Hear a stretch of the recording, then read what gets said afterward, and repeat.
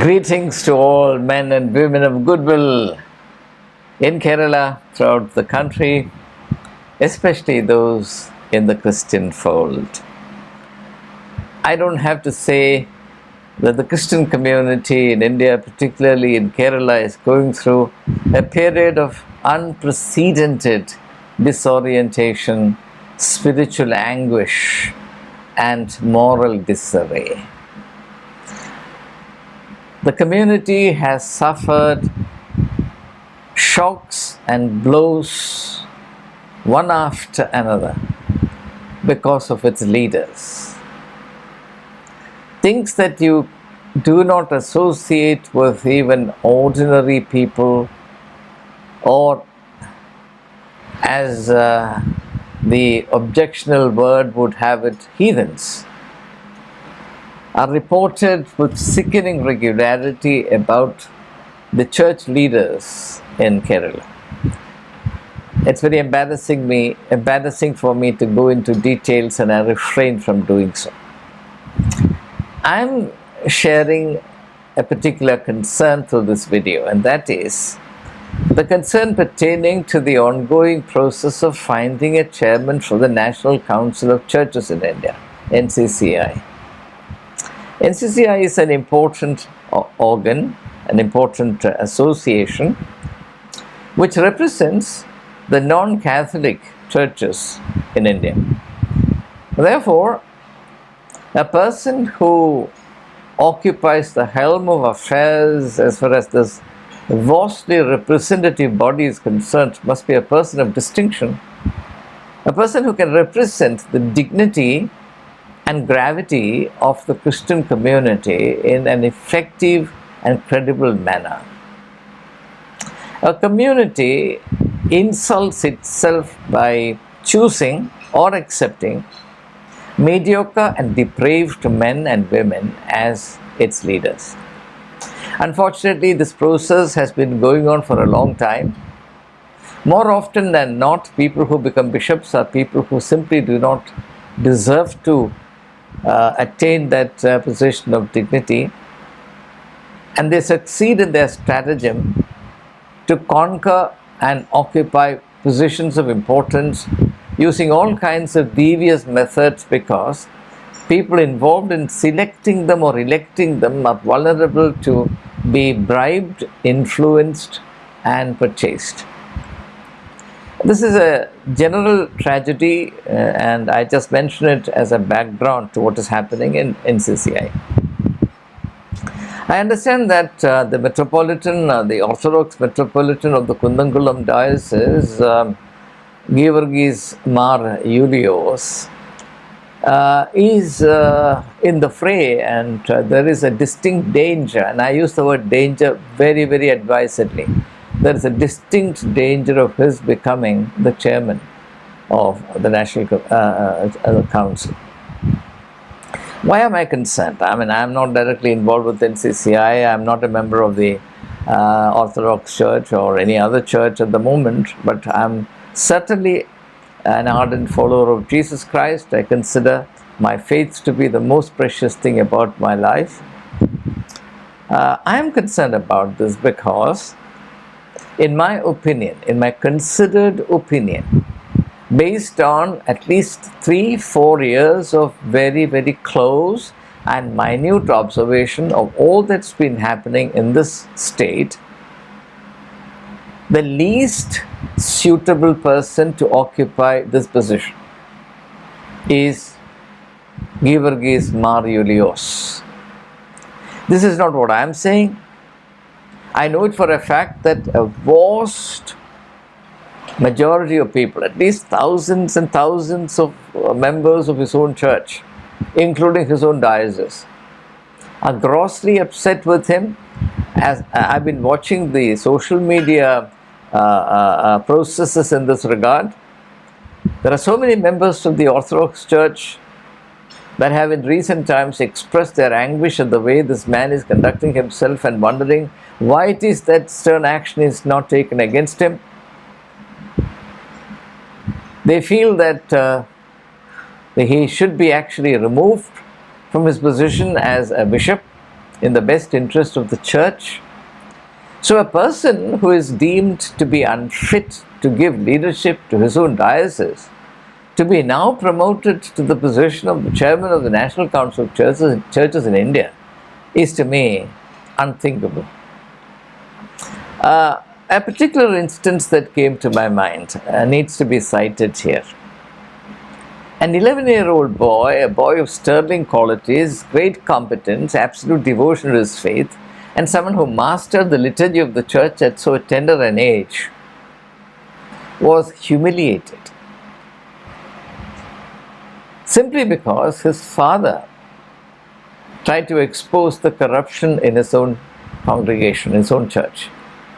Rather than appreciate a member of the church who wants to take the side of truth, justice and transparency, the bishop becomes a party to, in effect, excluding him from all the benefits of the liturgical benefits of the church. The boy was actually handed over to the police when he tried to assist in the Sunday worship, which he was doing prior to his father falling out with the church authorities. Now this episode went up to the Commission for Child Welfare, and it was widely discussed in the media, social media in particular. This is an episode that made me say a few words about the utter indefensibility, the inhumanity of this way the bishop handled the issue.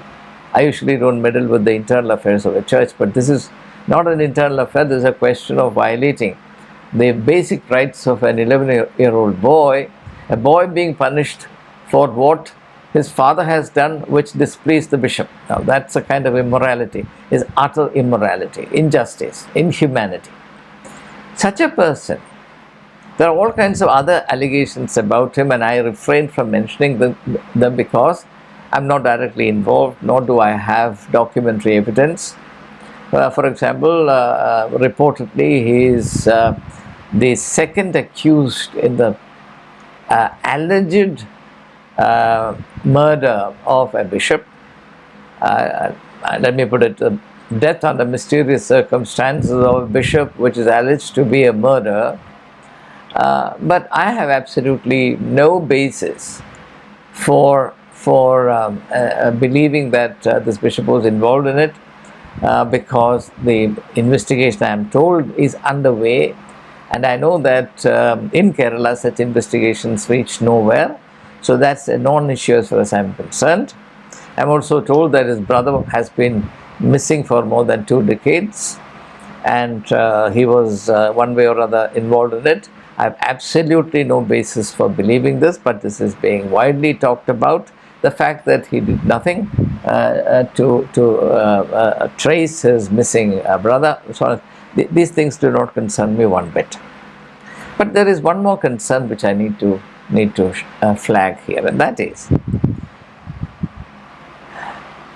I am sure every one of my listeners would have noticed that people least suited for positions try and creep into these positions for one reason, and that is, they believe that by occupying these chairs of honorific value,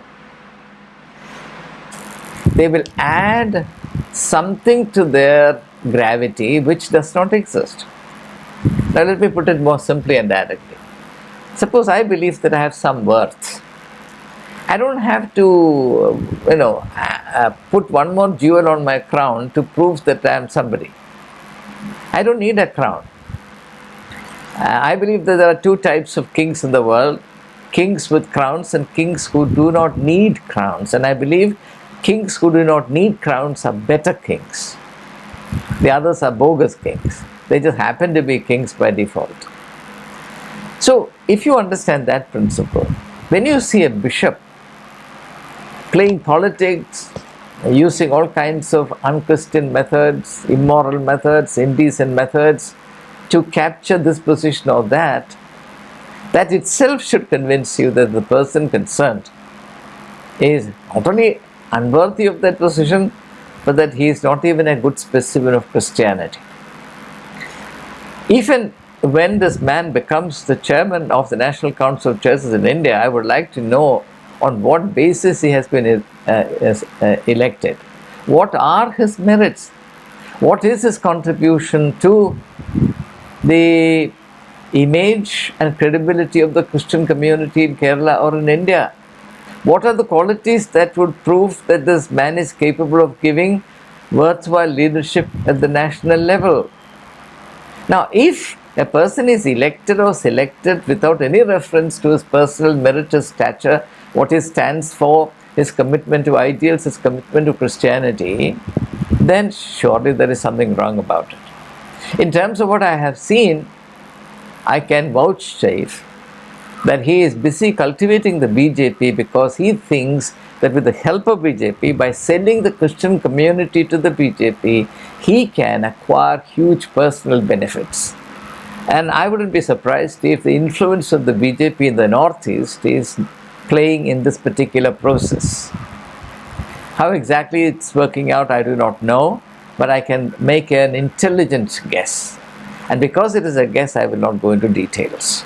At any rate, I want to reiterate my absolute conviction that does not leave behind a shadow of doubt.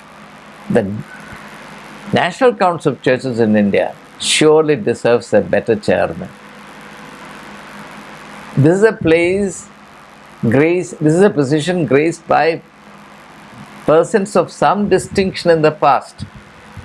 The National Council of Churches will insult itself, and the council in turn will insult the Christian community if it has to function, or if it accepts the most regrettable state of having to function under such dubious leadership of extremely dubious merit. Thank you, and all the best to those who are listening to me.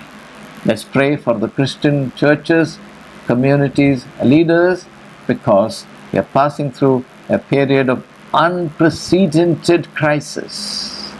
This is the time that a whole community needs to be on its knees, praying for God's mercy, God's guidance, and God's forgiveness. I2I News, an eye for truth. I2I News subscribe ചെയ്തിട്ടില്ലാത്തവർ ഇപ്പോൾ തന്നെ subscribe ചെയ്യുക. Notification ലഭിക്കുവാൻ bell ബട്ടണും അമർത്തുക.